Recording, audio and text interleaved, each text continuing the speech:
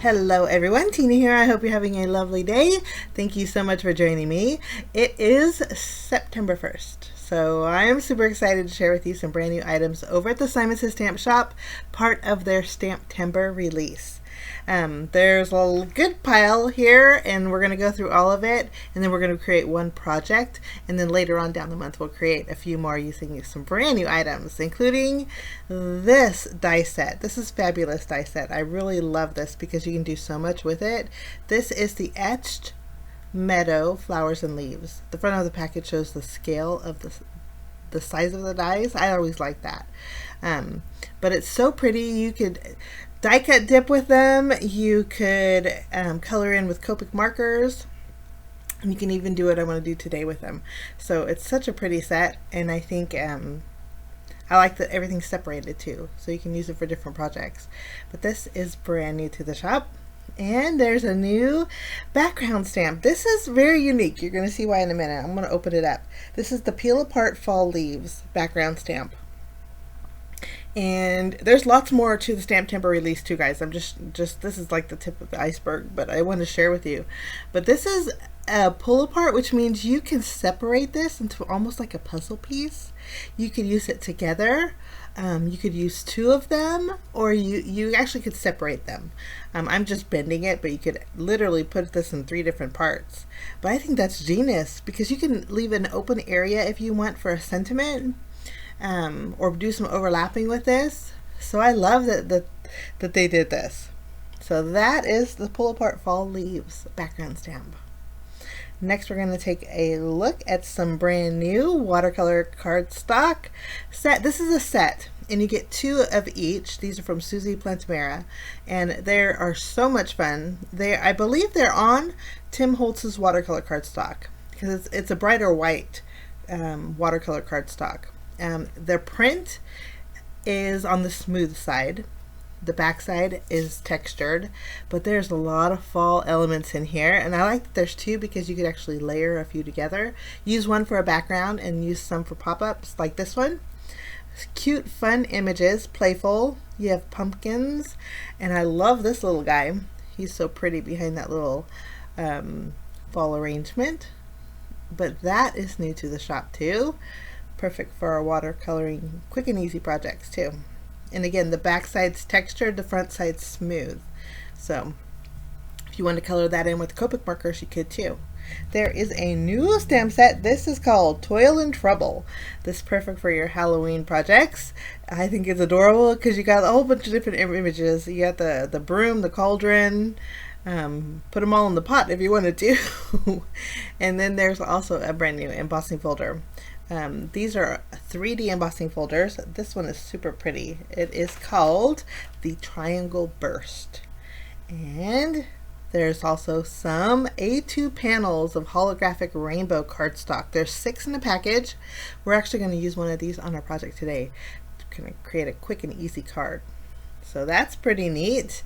It's nice foiling. You don't have to fuss with. And speaking of foiling, now I might be the last one to the party, but this is the first time I've ever seen Simon have a hot foil plate. This says congratulations, and it's scaled the size on the front of the package. You can see here. This one's obviously made for a slimline card, but Simon's doing some hot foil plates. So break out your Glimmer hot foil system and let's get some foiling done, huh? Now, this has been in the shop for a while. Simon came out with this not too long ago actually, but these are there's a regular blending brush and there's a small one, but I like that there's a cap on there. This is the not a purposeful cap, but it's nice that you can cover your brushes so they don't get bent. I thought that was nice. Keep that little cap, guys.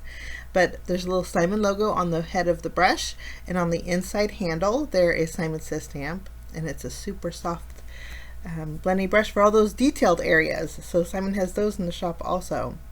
So there's a little glimpse of the STAMPtember release. I'll leave a link to Simon's shop if you guys want to do some browsing, because you're going to fall in love with some stuff over there, I promise. So let's make a project really quick.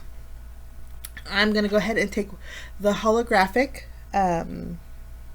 Rainbow's cardstock and my die set here. I have to tell you, I like florals on my cards because you can use them for so many occasions, and usually I color them in, but this one was so pretty and dainty. I thought, you know, we're gonna leave it white, but let's stack them and layer them for some dimension. So I'm gonna die cut out 3 flowers, 2 of the larger leaves and then 2 of the smaller leaves with white cardstock. And then for my card front panel, these will fit perfectly on your A2 size cards. They're 4 1/4 by 5.5 inches, and the rainbow on here are all the same inside the package. They're all diagonal. It's kind of hard to see with the glare with my fan up above, but it's so pretty. You'll see in the pictures how pretty this is. Originally I wanted a small, thin frame, and I was going to make one with white cardstock, and then changed my mind. I thought we'll do the opposite.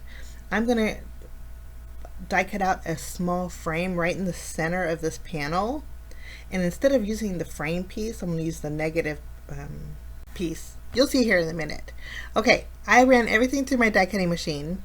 So 2 large leaves, 2 small leaves, 3 flowers, and this is the small frame we created.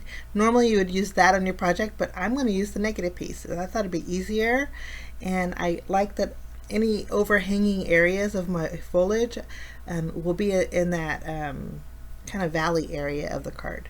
So let's go ahead. I'm going to keep all of my images white, guys. I love the elegance of them. So I'm going to use my glue. This is just the Hero Arts Precision Glue. I'm going to layer all 3 of these together, adding some glue to the top of the flower and then to the base all the way through the stem. Now, you would think this would be hard to layer together, but once you layer the top portion of the flower, you could pick it up and just put both of your fingers around the stem, and it just aligns beautifully. It was easy, actually. One of the easiest layering ones I've did, so I didn't mind doing this at all. I'm going to do one more, and my idea is to have, since I die cut out 3 of the flowers, my idea is to have different layers on the front of my card. Although 1 layer of cardstock is not that big of a deal, but at least my idea was there. I'm going to go ahead and layer all my leaves together the same exact way, so they're a little bit thicker and have some dimension to them. But aren't those so pretty? Okay, those are good to go. Now I'm going to go ahead and I'm going to add some glue. Now I'm adding glue over the etched areas of all the leaves, and also to the flower top there's etched detail. We're going to cover that up with glue, and then I'm bringing in some C&CT Stamp unicorn dust. This is like an iridescent, very fine sparkly glitter. I'm going to go ahead and pour it over my florals, and I'm going to use the front of my paper fold to kind of smush it in. I just wanted a little, I know our background's going to be super shiny, but I just wanted another added texture to our flowers rather than just to be white. I thought if we add a little sparkle, they'd look even prettier. So I'm just going to tap off the excess. I'm going to do that to all of them. I'll clean up my work surface, and then we can work on our panel. Now I'm going to first take my large frame, flip it over. We're going to add foam adhesive behind it. I'll just remove the release paper, and again, this is card front size, so I'm going to go ahead and put this on the front of my card base. And again, our rainbow is at a diagonal, so I have that inside piece.